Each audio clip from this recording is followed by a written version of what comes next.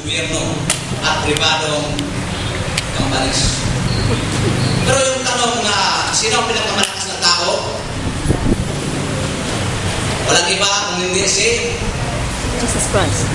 President. Sa Amerika, mayroon din sila malakas. Sa Germany, sa Thailand, Singapore. Lahat ng bansa mayroon pinakamalakas. Hindi yung mayaman. Kasi pwede ka maging mayaman, pero hindi ka na presidente. Hindi ka rin malakas. Marami ka lang pira kung hindi ka makapangilihan masyado. Pero kung sino man ang pinakamataas na may posisyon sa gobyerno, yan ang pinakamalakas at sinasaludo at nirespeto at pinatatutan. Lalo na sa mga bansang mahigpit na isang kasalanan, ang kamay, daliri, ano pang parusa o kamatayan agad-agad. May mga bansang ganyan. Sila ang may makapangirap malakas. Sa mga Kristiyano, sa atin, sa loob ng Iglesia, sino ang pinakamalakas? General Secretary. Hindi ko pa alam. Hindi ko pa alam. How to become a strong Christian? Paano maging malakas tayo, Kristiyano? Paano? Binasa ni Pastor tungkol sa malakas. Sabi ni San Pablo, kayong mga anak ng Diyos, kayong mga Kristiyano, kailangan maging malakas. Mahalaga ba talaga yung malakasan? Mahalaga ba talaga yung malakas ka? Naku, napakalaga yun. Kasi, kung hindi malakas ang immune system ng katawan mo, kung hindi malakas ang karunungan mo, kung hindi malakas ang prinsipyo mo sa buhay, kung hindi malakas ang iyong pagkatao sa buhay, madali kang mabiktima, madali kang maloko, madali kang magkasakit. So, ang kalakasan ay mahalaga, lalong-lalo na sa mga Kristiyano. Bigyan ko kayo ng 4 na patakaran, tuntunin, reglamento o kautusan paano tayo maging malakas. Tandaan niyo ito, 4 lang sila. Sabi ni Mr. T. Horton sa English, I need a strength to keep me true and straight in everything I do. I need a power to keep me strong when I am tempted to do wrong. I need a grace to keep me pure when passion tries to deliver you. I need a love to keep me sweet when hardness and mistrust I meet. I'm not on earth and this before, but all is found in Christ my Lord. Number 1, napatakaran, suffer the hardships. Sino ang apostoles na matindi, masaklat ang naranasan ng kahirapan? Alam ba niyo kung sino? San Pablo. Sa lahat ng apostoles, siya ang pinakamatinding hirap na talagang ay nabasa ko sa research na San Pablo ay namatay at nabuhay muli. Mayroong verse yan, namatay sa nabuhay muli.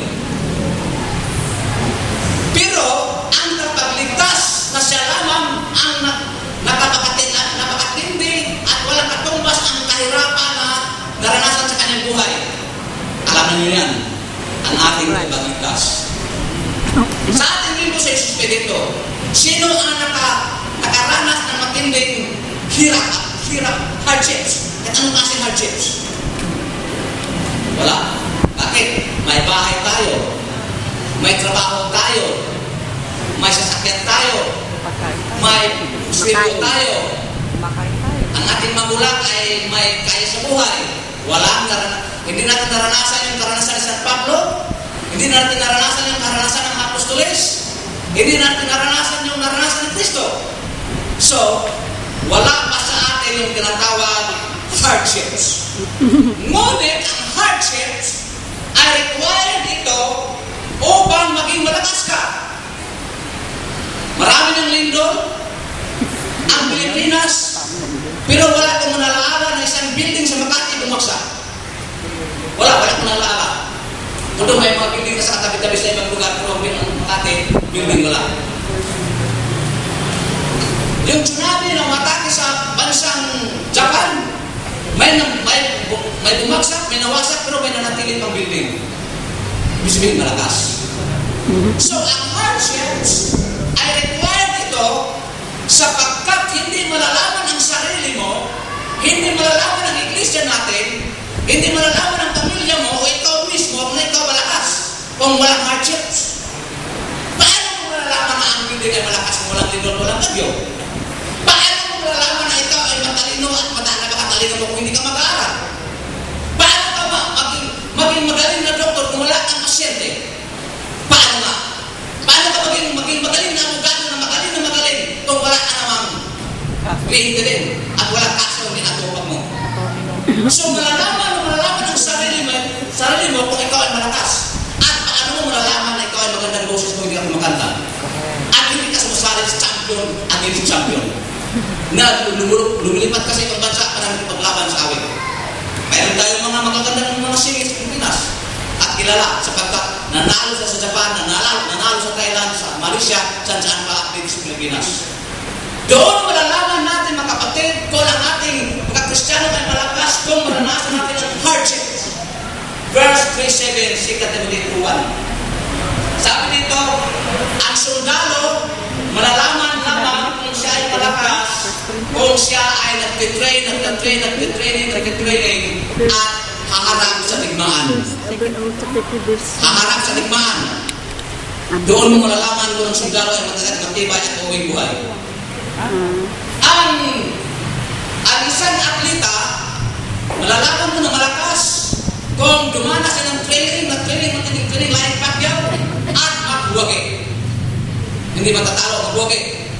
At malalaman mo ang isang magsasaka na malakas, na kahit maulan, mainit, kahit mataglag, matibay, matigas ang lupa, ngunit ginagamit na ito ng mga paraan upang mapagtanim siya ng mga tanim kung anong dapat niya gusto at aabot pa ilang buwan, ilang taon bago aanin niya.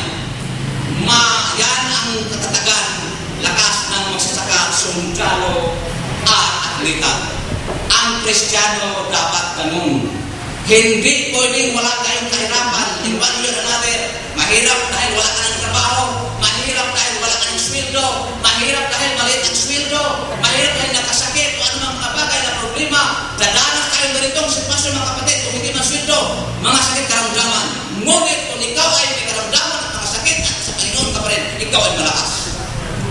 Hindi pwede na ang sakit, kahirapan, karamdaman, gagawin dahilan upang mag-resign ka sa Panginoon, upang hindi ka na mapakita ng iglesia. Kung hindi, pagkos ganito ang sitwasyon, manatili ka pa rin. Kahit may hardships sa anong klaseng hardships. Yan ang palatandaan, unang-unang palatandaan na kilala ang sarili mo na ikaw ay malakas sa Panginoon.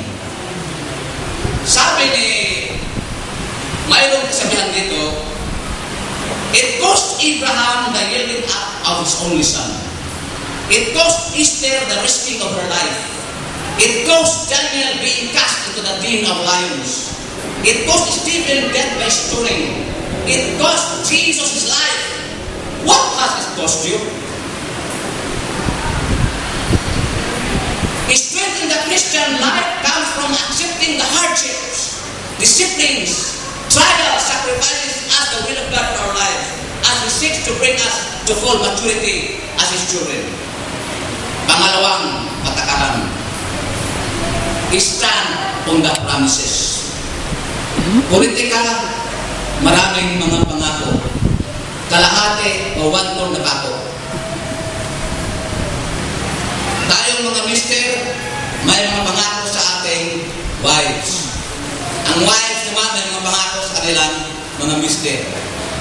Darling, syota, may mga pangako yan sila, mga plano sa buhay. Ang pangako, promises, ang kahalagahan ay tumutupad na ito. Walang halaga kung hindi matutupad. Ngunit ang Diyos kung mangako siya ay tinutupad na rain or shine. Whether talikuran mo siya o paglalingkuran habang buhay, ang promises niya ay nakatayo pa rin. Hindi ito matatina kahit anong problema sa tao, sa lipunan, sa mga gobyerno, kung anong mangyayari sa ating bansa, sa buong daigdig mundo. Ang promises ng Panginoon ay matatag, matibay at totoo. At ang Diyos ay hindi nagsisinungaling at hindi niya kaya magsinungaling.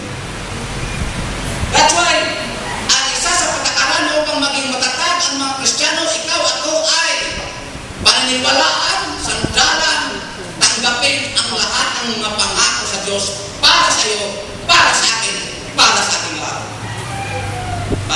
ito ay study the Word.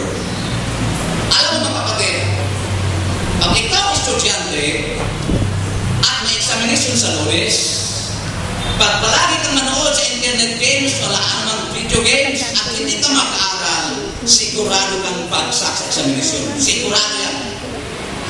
Sapagkat kung mayroong examination, ang malakas at magaling na estudyante ay mag-aral bago ang exam.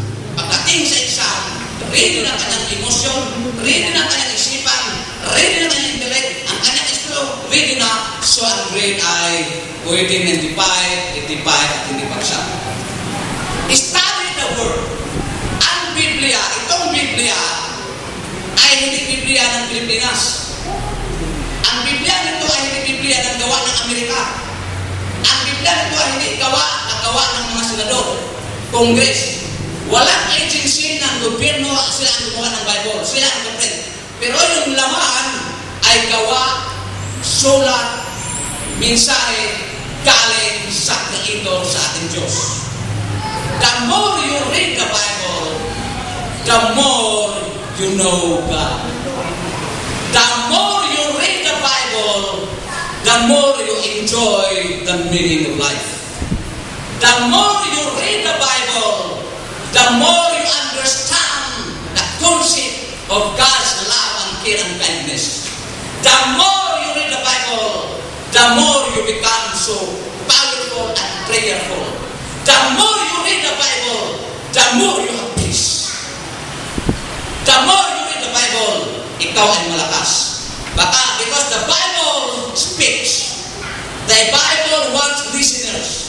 The Bible has the power to influence your mind, to influence your conscience, to influence your subconscious, to influence everything you have in your life as long as you're alive.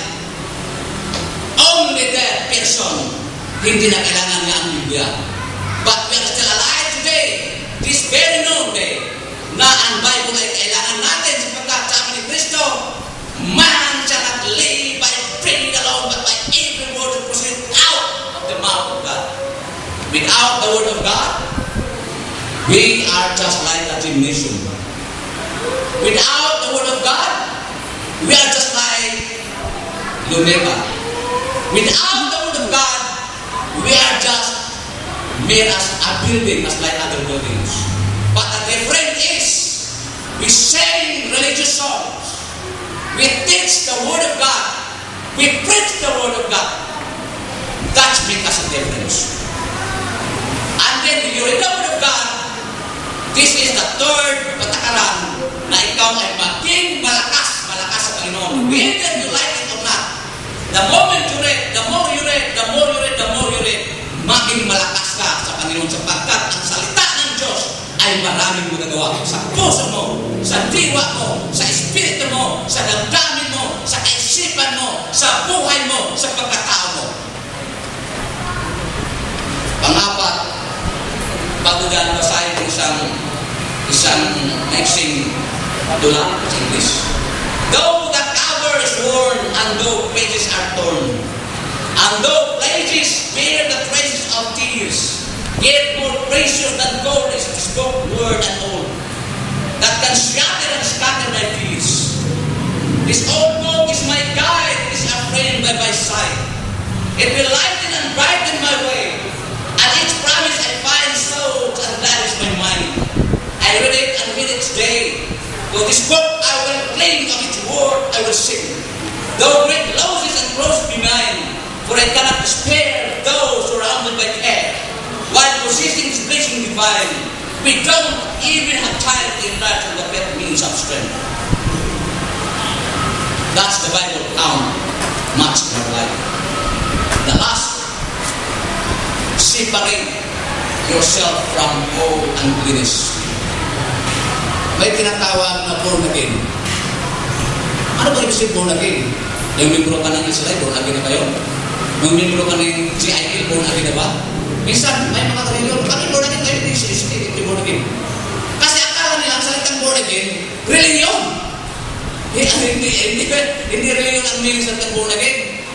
Once na you believe Christ, once na you accept Christ, once na you love Christ, you serve Christ regardless of any circumstances, you surrender your life to Him forever and ever, you are born again Christian. Mayroon ba sisipin dyan? Mayroon. So, maraming born again sisipin. Hindi lang yung GIM, hindi lang yung salay, hindi lang ganito sila. Tayo born again as long as you have in Christ in your heart, in your soul, in your spirit. So, ngayon born again ka na, hindi ka na singiro. Kung born again ka na, hindi ka na mamatay tao. Kung born again Christian ka na, hindi ka na palaway ng tao. Kung born again ka na, ang gusto ng Diyos, gusto mo na rin. Kung ano ang ayaw ng Diyos, ayaw mo na rin. Yan ang status, ang kalagayan ng taong born again Christian. Hindi reliyon ang salitang born again. Tao yan na binago ni Kristo. Tao yan na binago ni Kristo. As I said, ang salitang born again, hindi reliyon, hindi sikta, hindi reliyon. Kung hindi tao yan na binago na ni Kristo, kahit minsan-minsan magkakamalit magkasala pa. Mga kapatid, sino ba ang mga tao sa Biblia na malakas? Abraham, Moises, Jacob, mga propetang malakas, Isaiah, at marami pang iba. Sa New Testament naman, ang mahina dyan ay si Judas. Judas na pinakamahina hanggang inintila mo sa salita ng Diyos. Pero yung mga apostoles, silang lahat na maliban na yung Judas, malakas. Si San Pablo malakas. At malakas si Kristo. Malakas. Isipin mo, patay na buhay pa. Pero bang tao dito na Pilipino na nalibing na namatay na nalibing na ilang araw buhay? Wala. Meron namatay sa may namatay sa bahay, pero sa bahay pa nabuhay. Pero sa libing ka na, wala ko narinig na isang Pilipino na nalibing na apat na buhay. Pero si Kristo nalibing na nabuhay pa. What does it mean? Malakas ang ating Panginoon. Kahit kamatayan, hindi kaya kamatayan, lalabanan si Kristo. At hindi na mamatay si Kristo. Tayo mamatay, ngunit mabubuhay tayo dahil sapagat meron tayong eternal na life. Mga kapatid, bago ko tapusin ito, mayroon akong mensahe maiksi para sa iglesia na. Hindi na isa-isa. Iglesia. A strong church will contribute to making strong families. Strong families are made up of strong individuals. To have a stronger church, we must have stronger families. To have stronger families, we must have stronger individuals. To have strong individuals, we must become strong individuals through spiritual growth. When you help yourself, you are helping your family, and when you help your family, you are helping the church. On the other hand, when you help yourself, you help your family, and when you help your family, you help the church. For none of us giveth himself, and no man died to himself. Romans chapter 14, verse 7. We then that are strong ought to bear the infirmities of the weak, and not this to ourselves. Romans 15:1. Therefore, if I want a stronger church, I must be a stronger me. If I want a bigger church, I must be a better me. If I want a more active church, I must be a more active me. If I want a harder working church, I must be a harder working me. I help build up a church as I help build up me. And all this bettering of self will also better your family.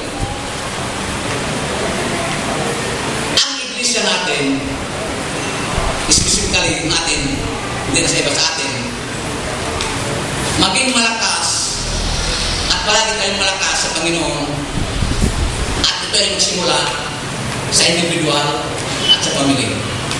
Pag malakas ang ating bawat individual young people, bawat individual adults, kalalakihan at individual kababayan, maging malakas ang pamilya. Pag malakas na ang isang pamilya sa panampalataya at paglilingkod sa Diyos, ang buong iglesia apektado, maging malakas na rin. Humina, ekonomiya ng Amerika, pero unti-unti sila nagre-recover.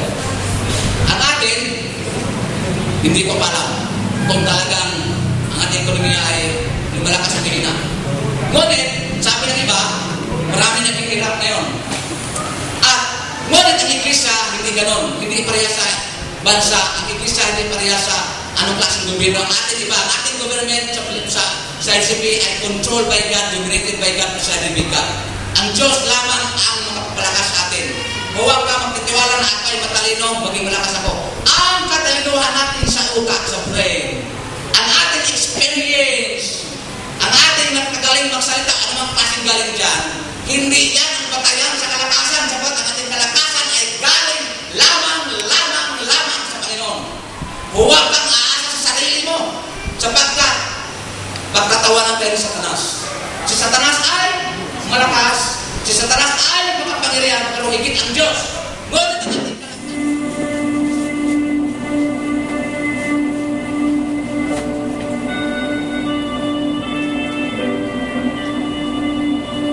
Lord, help me to be strong in faith, in love, in serving you.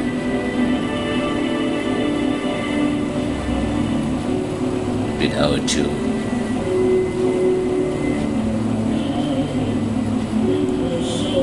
I become weak. Without your help, nothing can I do. I need your strength. I need your power to make me strong.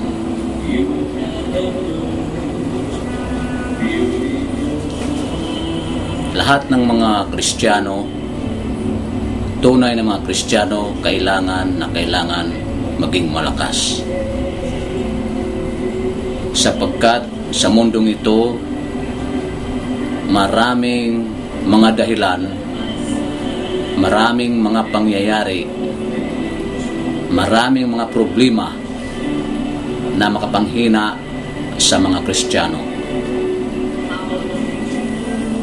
So kailangan natin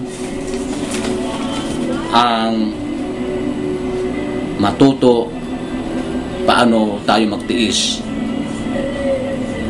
sa mga kahirapan o paghihirap. Kailangan tayo ay may paninindigan sa mga pangako ng Diyos sa kanyang kasulatan.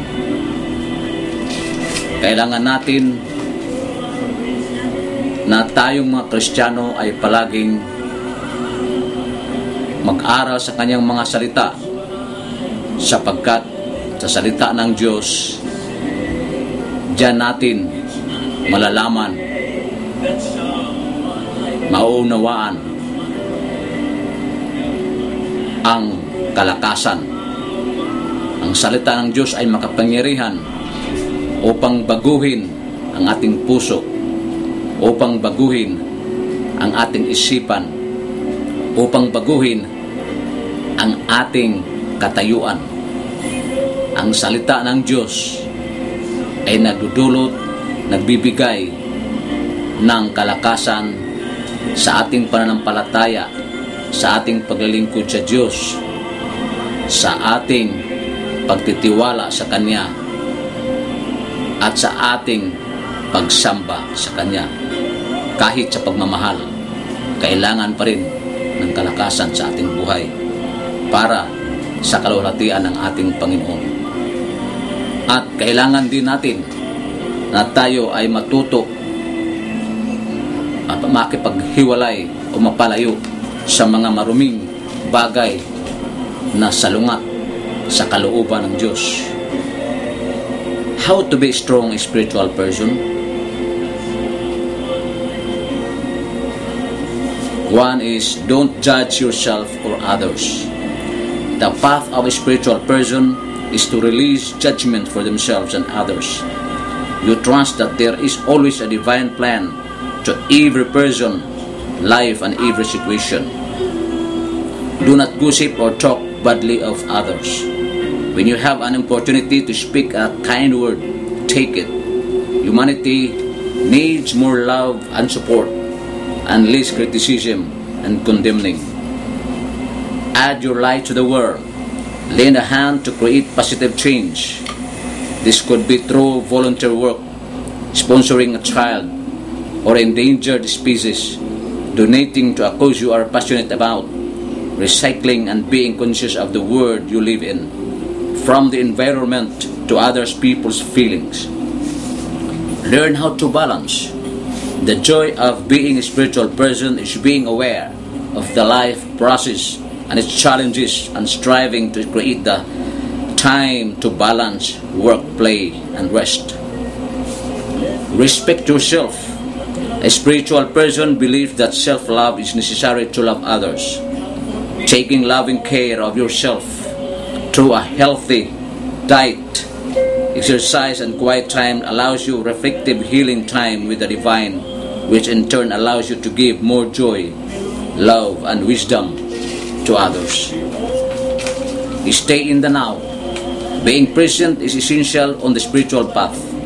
Acknowledging that we are free from the limitations of time if we learn to truly live in the now allows us to receive new opportunities and manifest miracles. Don't give up. There may be days when you feel doubt or fear creep in. Being a spiritual person doesn't mean you have to be perfect. Your soul is already perfect. It's your human self you are learning from. Open yourself up to learning the lessons and try to find joy and humor in the process. Do no harm. Try to avoid killing bugs. The simple act of kindness can create a major shift within your consciousness. Choose your words wisely. As a spiritual person, you recognize how powerful your words are, and you express yourself from a place of love and compassion for others, always with the intention to heal, learn, and grow. Avoid becoming a spiritual snob. You can never know it all. Your way is not better than someone else. Remain humble and in a state of gratitude and awe for this incredibly interesting world we live in. Keep learning. As a spiritual person, you have a thirst for knowledge and self-discovery. You are always working towards becoming a better person, a kinder and more loving person, a forgiving person. Read inspiring books and surround yourself with positive people. Watch inspiring educational forums. Invite art and literature into your life. A spiritual person is rich with passion and love for all of life and is on a lifelong quest to keep evolving and growing beyond self-imposed limitations.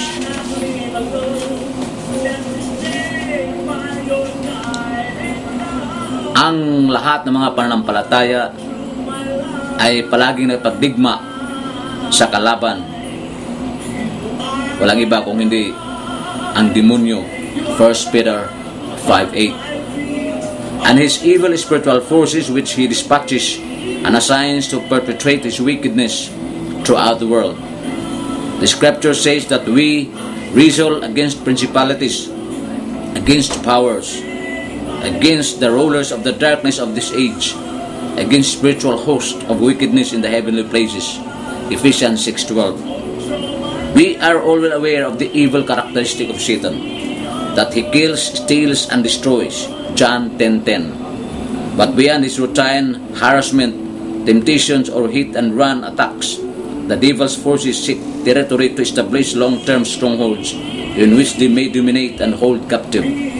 Satanic forces search for people, cities, and nations in which they are not resisted and where they may flourish. The strongholds could be actual demon position, but can merely be strong influence or grip, persistent oppression, obsessions, hindrances, or harassment. Believers cannot be demon possessed, but many Christians are the victims of Satan's strongholds. Kailangan, mga kapatid, na ang pagpalakas sa ating pananampalataya at paglilingkod sa Diyos ay kailangan na kailangan, sapagkat as I said while ago na maraming mga pagsubok ang mundong ito, Maraming pagsubok ang ating buhay. Maraming mga paghihirap na ating mararanasan sa both present and future. At kailangan na tayo ay maging malakas. Malakas sa pag-ibig sa Panginoon, malakas sa pananampalataya, malakas sa paglilingkod, malakas sa mga panalangin. Lahat ng bagay ng kalakasan na ating makamit mula sa Diyos through His Word with the help of the power of the Holy Spirit ay ating gagawin at isabuhay natin na buong buo, sapagkat ang ating kalakasan ay kailangan, sapagkat ang kalooban ng Diyos ay hindi ang kahinaan, o minsan manghina tayo ngunit kailangan ang kalakasan, sapagkat sa magitan ng kalakasan, yan lamang ang mga paraan upang tayo ay magwagi, hindi matatalo sa anumang mga pagsubok sa buhay. Lord, maraming salamat.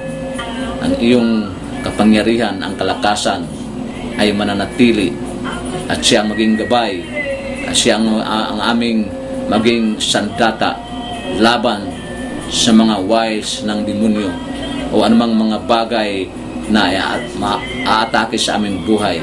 Tulungan mo po kami upang kami ay maging malakas sa bawat panahon, bawat oras, bawat saglit sa aming buhay. Sa pangalan ni Jesus. Amen.